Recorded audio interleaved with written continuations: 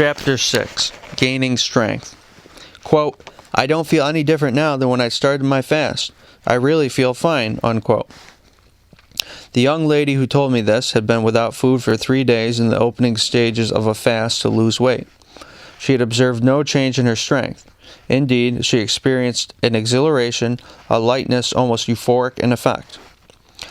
This is not an unusual experience. A fact that has been observed in thousands of instances is that great numbers of invalids, instead of losing strength while fasting, gain it. Invalids who were growing weaker on the many and varied, quote, nourishing diets, unquote, that are commonly advised, will frequently begin to grow stronger as soon as they begin to fast. Paradoxical as it may appear, the weakest persons often derive the greatest benefit from a period of abstinence. Weakness in most cases is not due to a lack of food, but to a toxic state of the body. The popular idea runs that the weak must be, quote, built up, unquote. They are told they are too weak to fast, even when the patient is growing steadily weaker while eating what is called plenty of good and nourishing food. It is assumed that the food buildup must go on. Never was there a greater error. When a patient is so weak that he is unable to turn in bed, possibly in severe pain and with fever, there is no power to digest food. Will the patient recover if fed like a harvest hand? Often he will, but the feeding will be no part of his recovery. If he dies, overfeeding at a critical time could have been a direct cause of his death. Will he recover if he fasts? Not always, but he will be more likely to do so than if fed. It is a popular idea that man is immediately and utterly dependent upon food supplies every few hours, and that he will grow weak and die if he misses a few meals. Well or sick, we are expected to eat 3 or more times each day. We are to be deaf, blind, and silent to every signal of distress, and eat in spite of such signals. If there is no desire for food, eat anyway. If there is actual repugnance for food, disregard it. If there is nausea, eat. If the digestive function is badly impaired or has been suspended so that no digestion is possible, eat anyway. Such is the popular misconception. How often do we read that some notable patient is now, quote, able to take nourishment, unquote, only to have the next report state that the patient is worse? This is such a common occurrence that it is difficult to understand why the connection between the ill-advised feeding and the subsequent deterioration of the patient's condition is not quickly discerned. One notable example out of the past is the case of the world-famed actor Joseph Jefferson, during whose last illness, Dr. Charles E. Page made the following memorandum from the published accounts of his illness. Quote, April 16th, has not retained nourishment. April 20th, the patient is better. April 20th, retained nourishment. April 21st, more restless, condition less favorable, unquote.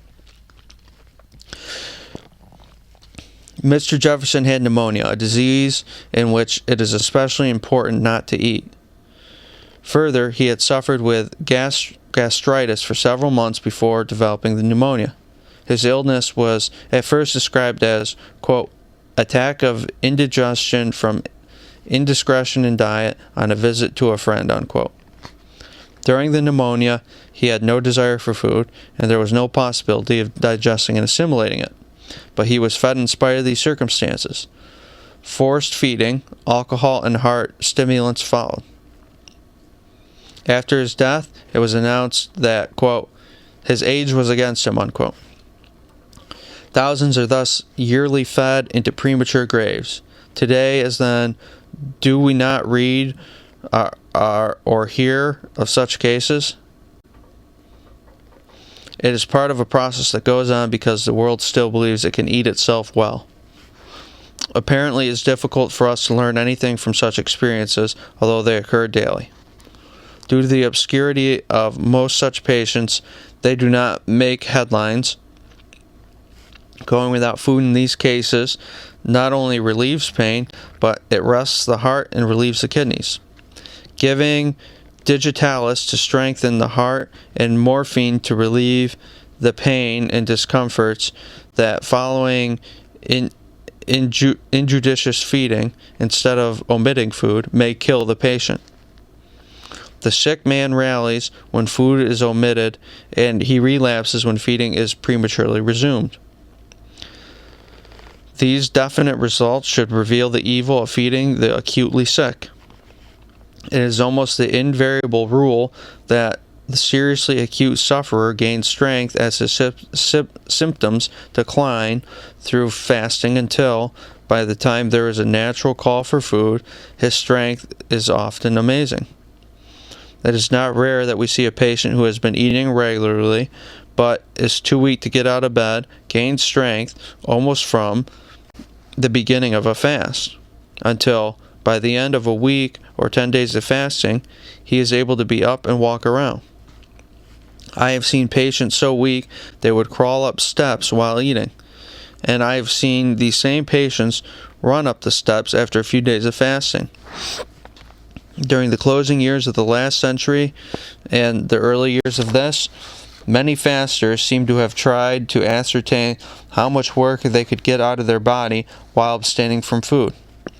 They were proud of winning foot races, setting world records in weightlifting, working longer hours and doing more work, both mental and physical, while fasting than while eating.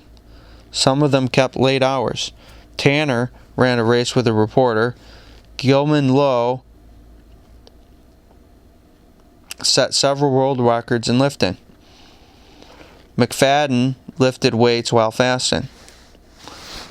Many continued their daily activities during prolonged fasts. I know of one individual who worked in an office at detailed account analysis.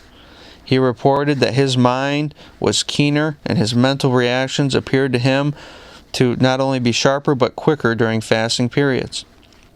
One faster was questioned by a newspaper reporter who refused to believe that a man he was interviewing who had been on a fast for several days did not suffer from physical weakness. "I'll prove it," the faster told the reporter. Quote, "I'm fitter now than you are," unquote.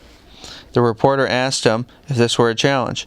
Quote, "Yes, I'll race you 100 yards, unquote. The race was arranged promptly. The faster and the reporter lined up, ran the course. The reporter was much younger than the faster and much more athletic type, but he lost to the man who hadn't had a mouthful to eat for days.